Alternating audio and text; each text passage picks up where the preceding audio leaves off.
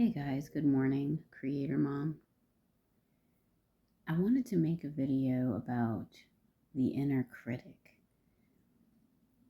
And um, I was reading some really good articles online about it, about self criticism. And, anyways, it just made me think about the inner critic. And they noted that the inner critic is most likely, from your upbringing. Like the things that you hear from your inner critic will most likely be things you heard as a child, from your parents, possibly or most likely narcissistic parent, or bullies. So it goes without saying that your inner critic is fucking negative, right? And it always wants to attack you. It's always looking for what you have done wrong. Because, of course, you have done something wrong. You always do something wrong. So let's look for it. And then let's beat you up and condemn you. And then you have all these negative emotions sitting in your chest. So I just wanted to share a little bit through my own self exploration of just diving in to these emotions, diving into these thoughts, journaling them down. Writing all this stuff down is so helpful, because the more you write down what you're feeling, thinking, everything, the more comes out. Like the more revelation or understanding you start to get. So I'm writing all this stuff down, and my inner self says, okay, so I'm writing like all the criticisms of Sheena down for this particular event or whatever. Looking for what I did wrong or how I did this wrong, right? Then when my inner self says,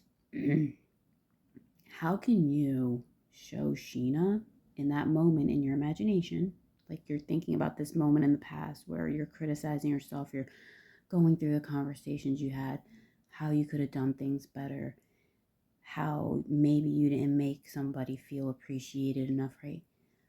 Which all of this, for me, I know where it stems from. It's your own journey and your own, thing to find out where yours comes from. But yeah, then I said to myself, how can I show Sheena in that moment love and compassion? And when I heard that, I was like, wow.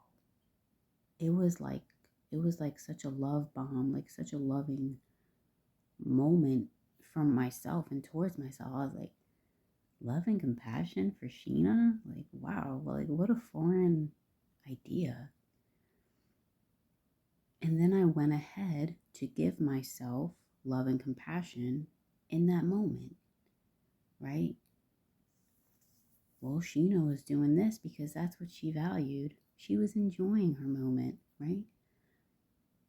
So I started to appreciate myself and value myself in that moment, like as I'm going back in my mind in that moment. Instead of allowing the inner critic to rule in that moment, I dethroned the inner critic, which is like my mother, most likely. I dethroned that inner critic and I replaced it with love and compassion for myself in ways and of appreciating myself and valuing myself. Instead of allowing the inner critic to be on the throne, the seat, saying, what have you done wrong? How can you fix this? Condemnation, da da da. And when the inner critic is ruling in your heart, you feel anxious, you feel doubt, you feel like you're stupid, you feel stupidity, you can feel unworthiness, like you let people down, like you're not good enough. These are all the inner critic, okay? But the good news is that you don't have to allow the inner critic to be on the throne. That inner critic is not you. It is just you carrying on the work of your childhood parent or bully or whatever. So you have a choice in the matter. And I think that when we really realize, well, my channel is called Creator Mom, right?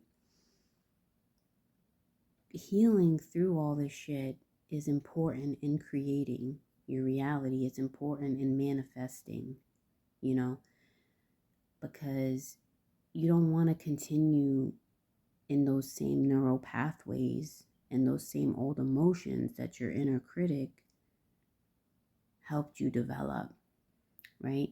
We want to shift out of that. And we shift out of that by showing ourselves love and compassion for real, you know? Because the inner critic is always thinking the worst of us, right? Like, look how you were.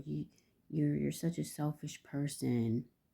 You're so unthoughtful, right? That's all the inner critic, and it's all untrue. You got to look back on yourself in those moments and say, no, I wasn't being unthoughtful. I was valuing myself in the moment by doing X, Y, Z.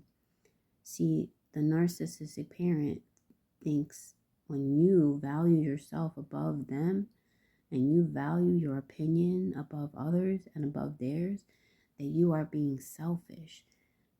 Okay, so we have to come out of that. Again, through siding with ourselves. You have to take your own side, okay?